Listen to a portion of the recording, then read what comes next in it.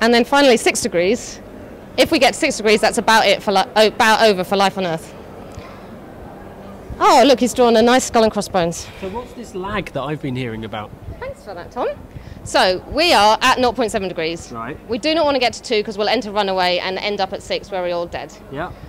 But the bad news is that even though we're at 0.7, with climate change, there is a 30 or 40 year time lag. Right. So in other words, we're all the emissions, we don't see the full effects of the emissions that we're putting in the atmosphere for about 30 or 40 years, which means that we are already committed to about 1.4 degrees. Okay. So even if we stopped all emissions tomorrow, we would still get to 1.4 degrees. And so that is the difference. We have to stop at 2 degrees, otherwise we all die. And we're already at 1.4. And some people will say we have to stop at 1.5 or we all die. So that is what the UN Climate Summit is all basically about, stopping us getting to 2 degrees. Now, you've completely screwed up the plan, you two. But anyway, Richard Betts, nice to meet you.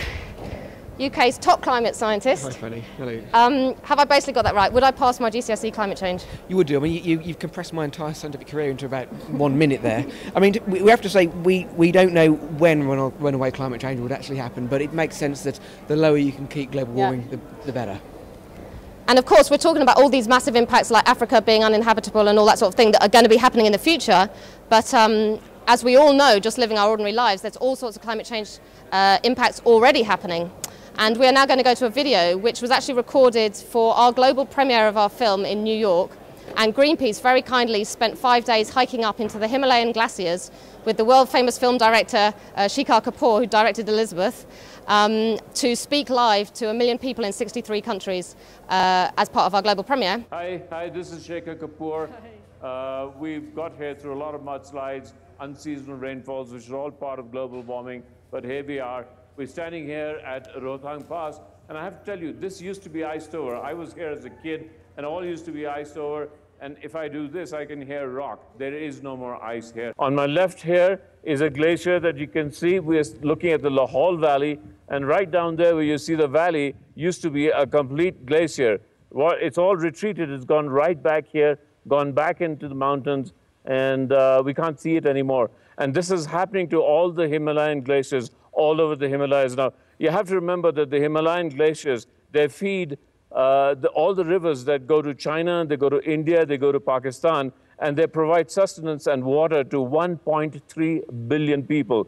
And if these glaciers, and the Himalayan glaciers are going down and they're retreating faster than any other glacier in this, any other glaciers all over the world, and as they go, they're saying that in about 25 to 30 years, they may not exist anymore. If they don't exist, we've got 1.3 billion people that will be without water. And if they're without water and ground levels are already going down, these people will start moving to cities. And if they start moving to cities, the cities will run out of water. And we are standing at the brink of an absolute catastrophe that we've never seen. So we are here actually begging, asking, pleading for people to think about it. This is not, as Kofi Annan says, about our children. It's about us. Water has retreated. As water has retreated, it's destroyed civilization. Our civilization stands on the brink of destruction. So we ask the politics. It's not about science. It's about politics. It's about people coming up and doing the right thing, taking the right decisions. Otherwise, what you'll see all around you, this is going. The snow cover is going. Global warming is happening. We're going to lose water. In Asia, we're not going to be able to sustain life anymore. That's the problem. Please do something about it. Thank you. Over back to New York. Thank you, Shekhar. So we're still here with Richard Betts, one of the UK's top climate scientists, and I want to actually ask him now, Richard, what the chances are of us coming out of this conference this week with one of these temperature rise limitations which we're trying to actually set. I mean, I'm part of the Maldives delegation. To stop us going underwater, we want to see temperatures limited to 1.5 degrees. What do we have to do? What does the globe have to do to actually limit temperature rise to 1.5? To even have a 50-50 chance of staying below 1.5 degrees level warming, we have to cut emissions now. I mean, now this month. Emissions have to start reducing now to get to 1.5. On Wednesday, basically? Yes. Yeah. If we need to keep climate change below 2 degrees, we do have to cut emissions within 5 years. Okay, so we've got 5 years to finish a deal at Copenhagen, or we have to do this now in order to peak emissions later? Well, the deal has to be made now in order, because it will take a while to actually kick in. So we've got 5 years for emissions actually to start reducing. And that's a 50-50, so this is for a coin flip. That's a 50-50 chance, right. yes. And to have a 90-10% chance of staying under 2 degrees? To have a 90-10 chance of staying below 2 degrees, again, we have to actually cut emissions globally, everyone in the world, now. By how much? Well, your idea of 10% per year starting next year is a good one. But the basic principle is that to give us the highest chance of not hitting 1.5 or 2 degrees, the faster we cut emissions, the higher the chance we have. Yeah, the 1.5 degree target is increasingly slipping away. We're already at a 50% chance now, even if we start to cut emissions immediately. So if we stopped all emissions tomorrow, we started cutting emissions tomorrow, then that would give us a 50-50 chance of not hitting 1.5 or 2? 1.5. Right. And how are we going to get a 50-50 chance of not hitting 2 degrees? That's actually cutting global emissions within 5 years. So you mean stabilising? At the moment our emissions are still going up. So actually peaking emissions in 5 years, Stabilising, yeah, and peaking. then cutting them every year after that by between 3 and 4% per year after that. Obviously, the longer you delay it, the steeper your emissions cuts have to be. So it might be a 3% cut per year if you start cutting early. If you delay another 10, 20 years, you have to start cutting emissions by 5-10% per year. So but if we talk in the numbers that the countries are using, like the EU is saying 30% cut by 2020, how does that fit in with your figures? Well, that's helping to get there, yes. Yeah. What would you like to see the EU and the UK doing in terms of by 2020 what cut? You're putting I know you're the UK government advisor, yeah.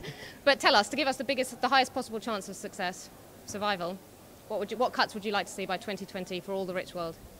Well, I think you're not just thinking about cuts per year, it's total emissions. I think we need to be peaking emissions in the next 5 years and then cutting emissions by 3 or 4% per year after that, and then starting to get down to zero emissions by the middle of the century. One final point. This idea of runaway global warming, what's the tipping point? Where are we going to cross over this threshold which actually takes us beyond our own control over this problem? Well, we don't actually know. It's like walking towards a cliff in the dark. You know the cliff is there. You don't want to keep walking towards it. You don't know when you're going to walk over it, but you know it's there. So it makes sense to keep climate change as low as possible. I mean, one of the big changes would be at 4 degrees. If we carry on emitting fossil fuels at intense rates, we could reach 4 degrees by 2060 in the worst case scenario. So that's within a human lifetime. So we could see these massive changes in our lifetimes if we don't start cutting emissions soon.